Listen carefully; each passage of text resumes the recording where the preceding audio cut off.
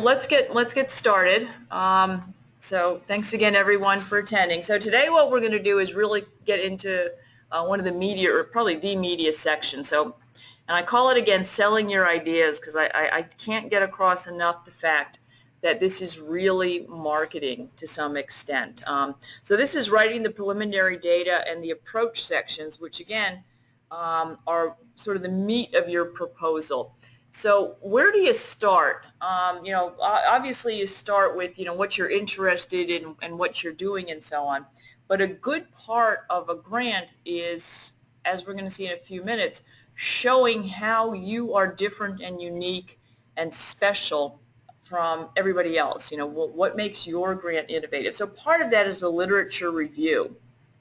And the literature review is not This is not a systematic review for a journal. This is not like you wrote for your thesis or your dissertation. It's not meant to show off what you know. And it's not a summary of the entire field. When we used to write 25-page grants, that's what it was. But 25-page grants went away a number of years ago, and we're down to 12 or 6. And so you really can't do these long, extensive lit reviews to show, how great you are and how much you know about the field. What it really is a justification for your proposed research. It's, what's been done, what's missing, and therefore what's needed, and what's the gap that you're going to be filling with this grant. So when you're doing your lit review, you've got to be selective, and you've got to make sure that it's relevant to what you're doing. You want to acknowledge your work, but contrary to Miss Piggy, it can't be about you all the time. So you've got to cite other people. Why? Because those other people might be in your review committee, and if you're there and you're not mentioning their work and they're a leader in the field, well, you just lost a bunch of points. And I have seen this happen any number of times, as a review comment, and they usually come back because everything's anonymized. The PI did not acknowledge the leaders in the field, blah, blah, blah, and those end up being comments. The actual reference section is not in your page count. This is a separate section. It can go on forever. But really, again, the point is not that, they're going to look at it and say, wow, they have 250 references. They must be so smart. That's not what it's all about. So you do have to do a lit review. And where are these citations needed? In the specific aims, remember, that's a single page, and very few are needed there. At the most, I put like 3 to 5 at the very, very max, and it's usually right in that significant section of the specific aims to really help it start laying the foundation. Then you're actually going to see them in the research strategy, your main section, and you're going to want to do it in kind of 2 separate ways. In the significant section, you're going to use the references to establish the scientific foundation of what you're doing. And this is where you kind of bring in everybody else, a little bit about what you're doing. These are the types of references, 20,000 people die of X cancer per year. Cite the American Cancer Society statistics. What's the problem? If you're shooting for the DOD, there are 100,000 amputees or PTSD military patients per year, blah, blah, blah. Boom, cite your references. So again, this is to lay the foundation for why is this an important problem. Then in your innovation section, you're going to also have references, but these are going to be in the sense of this is what everybody else has done, or these are my previous studies, but they're lacking or limited in this way, and that's why I'm innovative. And so you're putting the references there to frame why your platform is new and why the status quo is inadequate. Okay, so you're using references in slightly different ways. Then in the approach, you're going to have them in a couple places as well. Obviously in the research design, this is where you're going to cite your preliminary data, whether conference proceedings or maybe you got a couple papers. You're also going to cite references for methods if they exist. And I'll show you some examples later. You don't want to go into all the gory details, so if there's references you can cite, go ahead. When you're looking at potential problems and alternatives, which is another section, again, that we're going to deal with, you might want to cite some references there and say, well, okay, we're proposing this particular algorithm, but if that doesn't happen to work, we're going to fall back on the standard filtered back projection or whatever. And then you provide a reference to say, well, we know this one works because here the evidence shows it does. And then there's a small, short paragraph at the very end called future directions. And there you want to potentially add a couple references to kind of support your vision. Is anybody else thinking the way you are? What's the future of your field? And are you kind of going towards that direction? But avoid being kind of pie in the sky. And we'll get to future directions. But I mean, don't come out and say we're going to cure cancer, because you're probably not. And you know, grants have been knocked down a few points because of undue claims. People tend to get excited, and I hate to say it, but especially engineers, when they don't have the clinical references and the clinical help, they're like, well, gosh, this thing is just going to make everything perfect, and we're going to have 100% sensitivity and specificity. And it's like, well, that's not going to happen. So be optimistic, but you're not going to be pie in the sky, and that's why you're going to need the references there to kind of support what you're doing. When you're doing the references in the text, I recommend using this format. In brackets or parentheses, whatever, the last name of the first author and the year. Why? Don't use numbers. Okay? Numbers means the reviewer, if they're really motivated, they got to flip back and forth. And that's just annoying. They're going to lose their place. But if you put in the last name and the year, a lot of times, especially if they're your peers and they're in your field, they go, oh, they're referencing Fred or they're referencing Mary here. And so that way it's a heck of a lot easier. So again, you want to make the reviewer's job as easy as possible. So again, that's why I really don't like numbers. What do you review? As much as possible, primary lit sources, seminal papers, not reviews. I've seen a lot of times where people go in and look for all the systematic reviews on the topic and just cite them. You can cite one or two.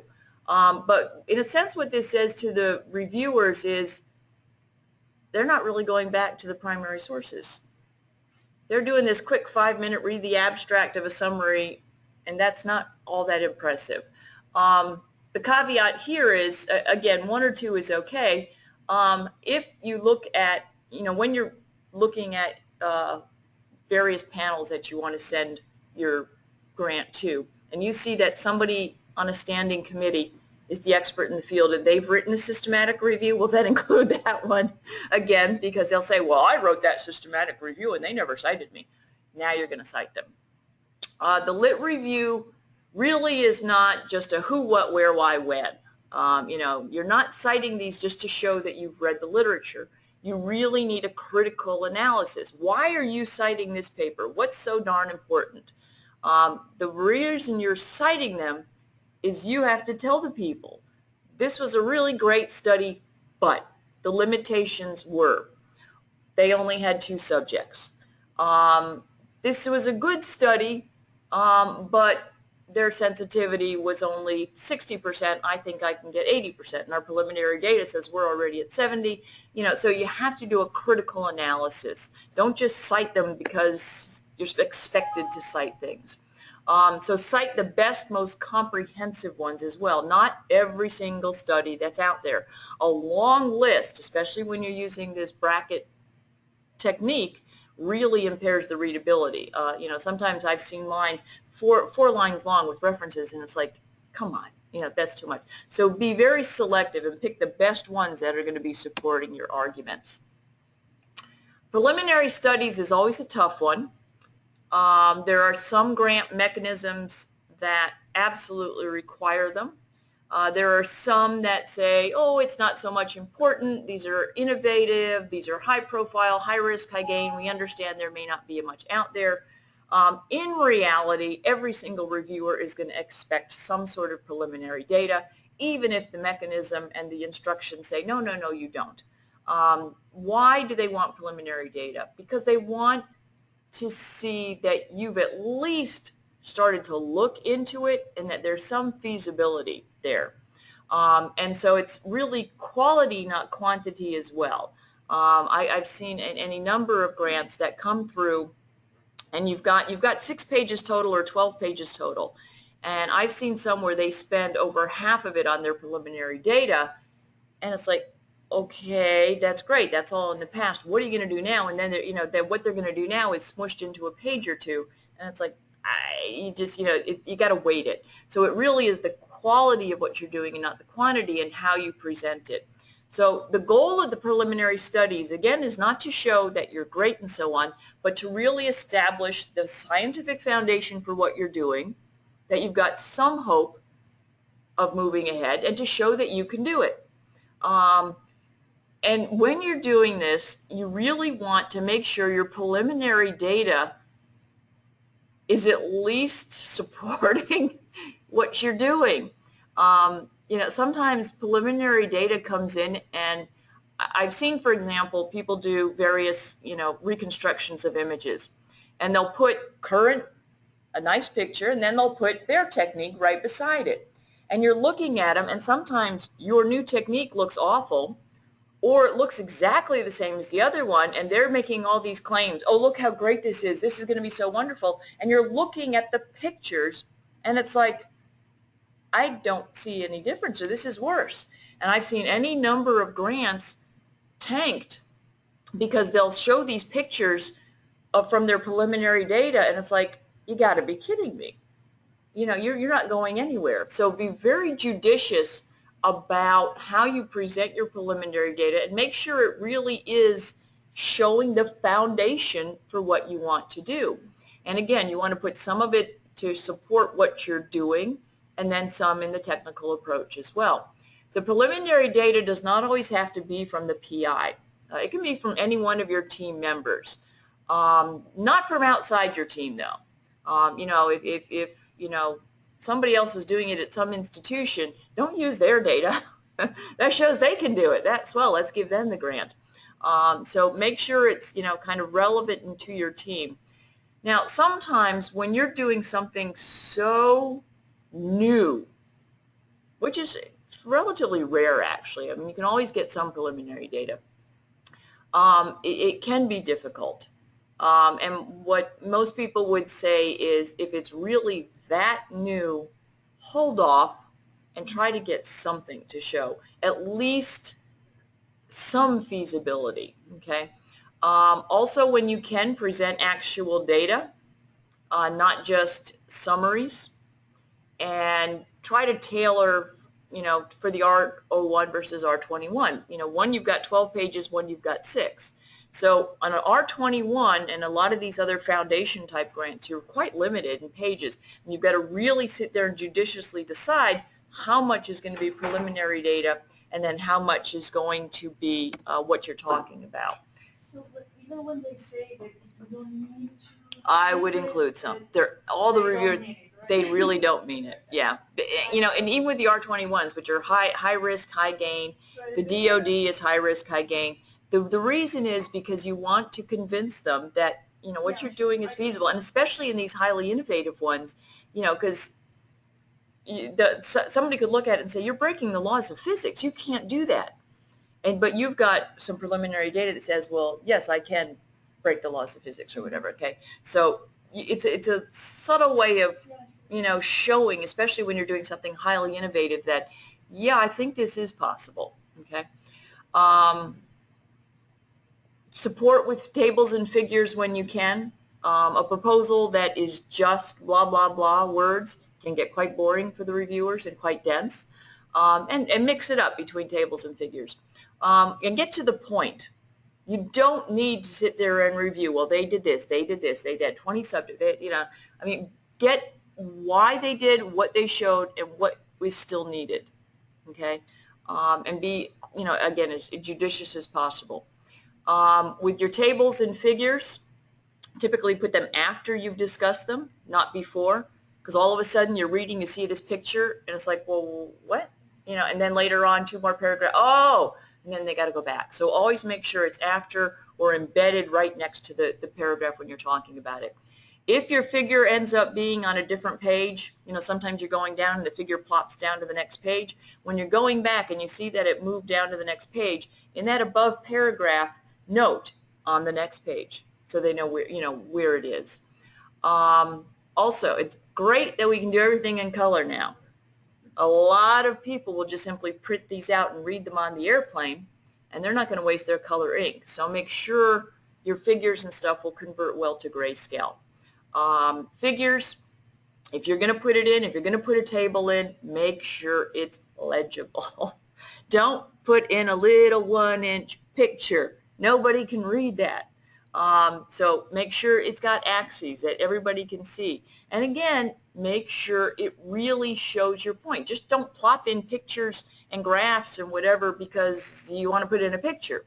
Make sure it really shows something. So if you're claiming that your technique is better than X, make sure when that graph gets there that your line is above their line in the graph, or whatever. So make sure it's convincing. Don't put in wishy-washy data. Again, a picture or a table is going to draw the reader's attention much more than the text, and that's what they're going to remember. So if your picture or your graph is really not convincing or really shows something different than what you're saying in the text, don't include it. Okay? And then explicitly state your conclusions. Don't leave anything up to the reviewer. A lot of times, people will say, and it's obvious from figure 1 that there's a huge difference. I don't care. It's not obvious to me. Show me your t-test or your ANOVA, and you prove to me that there's this huge difference. Okay? Because when I look at that picture, I may draw a totally different conclusion than you did, because you as the PI are biased. Of course you see the differences. Okay? So always do that. And this is just an example of how to kind of put things in. So here I was reviewing some of the data from a previous grant. This is some of my preliminary data. And so I specifically said how we analyzed it, what the technique was.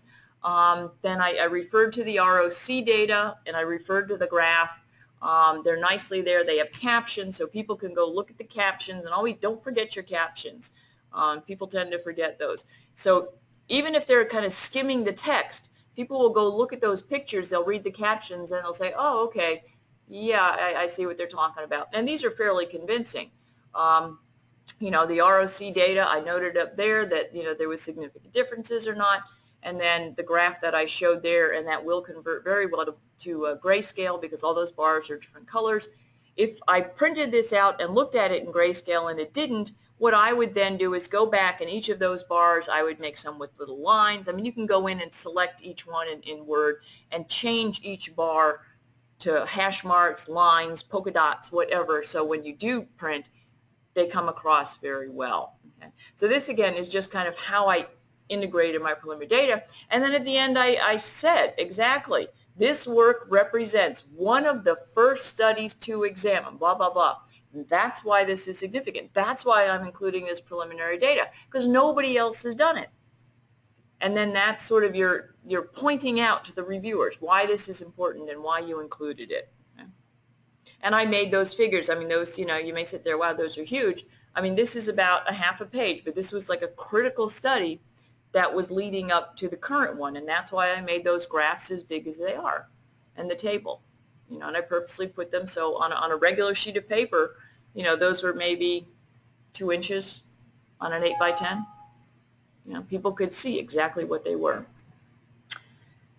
So, significance. This is usually sort of the first section of the approach. And really, what you're doing is trying to convince them that what you're doing is important. And important from a public health point of view, especially if you're going to the NIH. If you're going to the DoD, you want to put the significance in terms of why is this relevant to the military. American Heart Association, why is this within their mission? So sometimes it really helps to go back and not just look at the request for applications, but look at the institute or the organization you're going to and go read their mission statement. Why are they there? Why are they funding stuff? And then when you write your significance section, you're not only talking to your reviewers, you're talking to that funding organization. Why is this important? Okay, you may be out there building some great new tool, and then you're, a whole new way of imaging. and you're trying to sell it to the American Heart Association, but they say all we're interested in is clinical outcomes, you're sending it to the wrong place. So you're probably going to want to go to NSF or NIH. So again, figure out who your audience is again, who your funder is. And you really want to state what is the impact that you're going to have. And by impact, it's in the long run clinical. And whether or not, I mean, and this applies even if you're just, you know, if you're developing some technology or some software tools, the point is, in the end, how does this impact patient care? Or our ability to do research. Sometimes people will be developing toolkits or different sets of algorithms and so on. So how does this, or you know, like ROC type grants, you know, we're going to develop a whole new type of ROC analysis. Okay? It's about as dry as it gets, and you're sitting there, well, how the heck can ROC analysis impact patient care? Why do we need a whole nother, you know, we have LROC, we have AFROC, we have, you know, all these other ones. What do we need another one for? They're going to say, okay, how is this going to impact patient care? It's going to enhance our ability to assess the technology, which thereby impacts patient care. So even with the most technical grant that most people would say, my God, I don't see how the heck this could ever impact patient care, especially the lay public, you know, the taxpayers. You know, why do the taxpayers want to support the development of statistical techniques? Okay, my grandma would.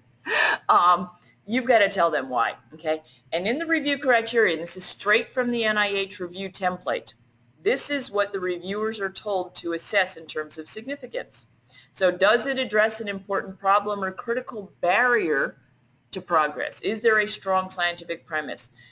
If they're achieved, how will our knowledge, technical capability, or clinical practice be improved? How will this change concepts, methods, technologies, treatment, services? So if you look at that last one, it really does incorporate pure technology development or algorithm or concept stats and so on. So it's not always that it's going to have a direct impact on patients, but like I said, in the long run, you want to tie that in. So even if you are writing the most statistical or technology-oriented grant, bring it back to how it's going to impact patient care. And it sort of has two parts, okay? It's got the scientific premise. So, you know, what's the value of this overall? So you're going to have sort of an overall arching statement. This is going to improve, you know, epilepsy in kids or whatever. And then you're also going to do a little bit of significance for each aim.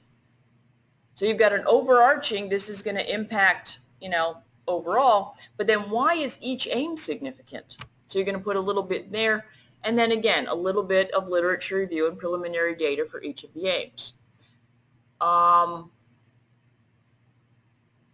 significance of your contributions. And sometimes it's useful to just simply say, this contribution is expected to be significant because, boom. And again, relate it back to the institute or the foundation or whatever that you're submitting to. Why is it not only important to public health, patients, but why is it important for that institute to fund you? You know, why did you come to us? So make sure it kind of fits in with theirs. This is my significant section. The significant section can be as short as a half a page, can be as long as a full page. Mine in this particular grant was about 2/3, 3/4. You don't really want to go too much more than that. And again, I judiciously used italics, bolding. So for italics down there about 5 lines. Failure to report abnormal radiographic findings accounts for, in italics, half of the errors made. Treatment does not occur. The resulting improvement may apply to the performance of many physicians. Fatigue significantly reduces detection accuracy. And then our long-term goal, I highlighted.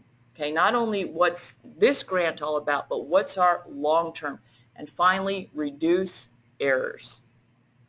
So I draw the reviewer's attention to key statements as to why this is significant.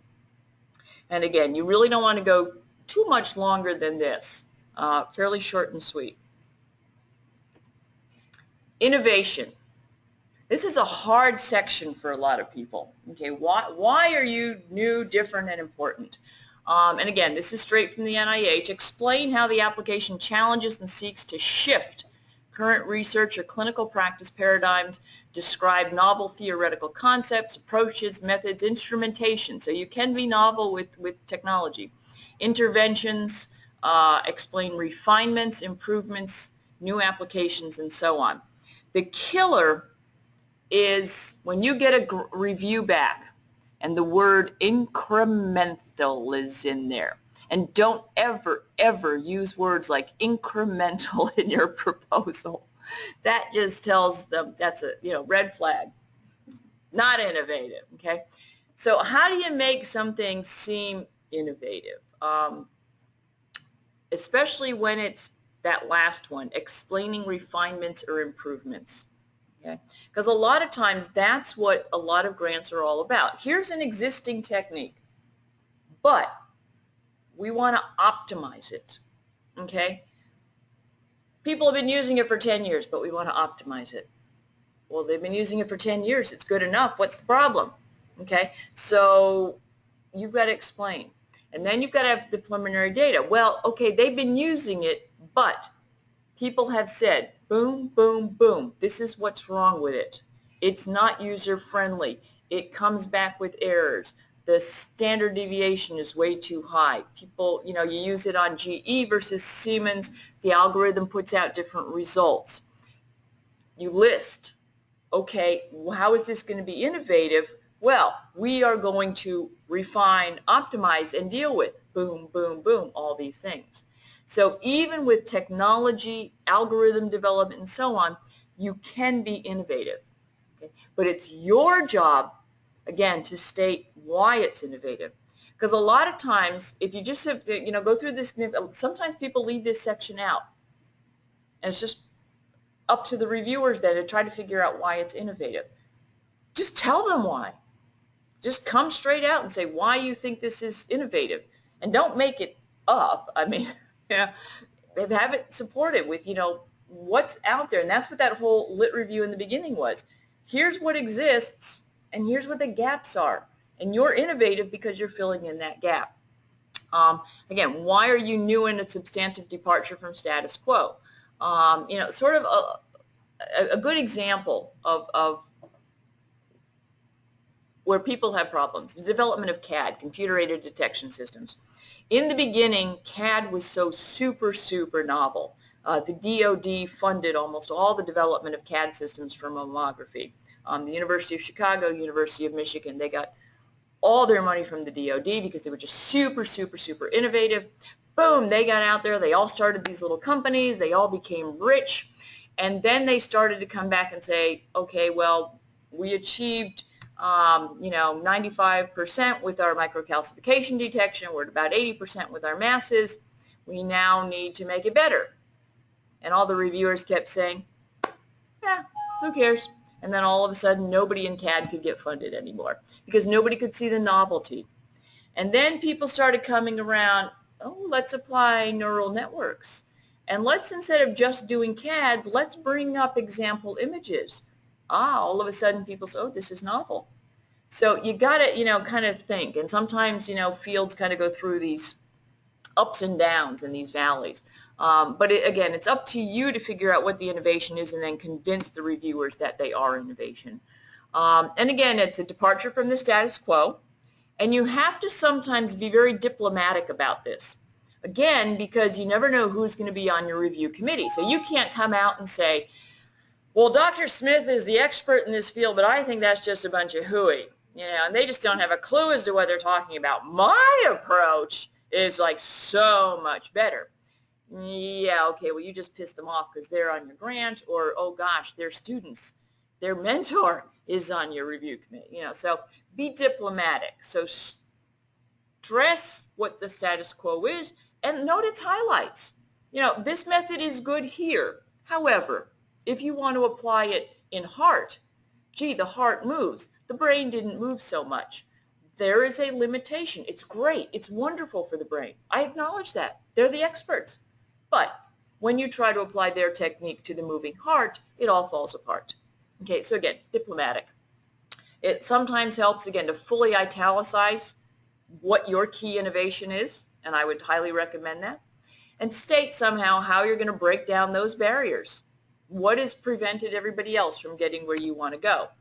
And again, the innovation is about a paragraph or two, and again, highlighting, what's innovation. So, here I use some italics and some bold. I mean, the previous funding period, this was a renewal, the first published accounts to address these limitations. The proposed research is innovative in that it will be the first, it will conduct the first experiments to relate cognitive fatigue to accuracy and efficiency. It's an unprecedented in terms of task complexity. I've just told the reviewers why this is innovative, okay? And I drew their attention to it. And again, sometimes this helps because I don't want to say that the reviewers will skim your proposal, but they're speed reading. Okay, this is, they're not going to sit down and spend 5 hours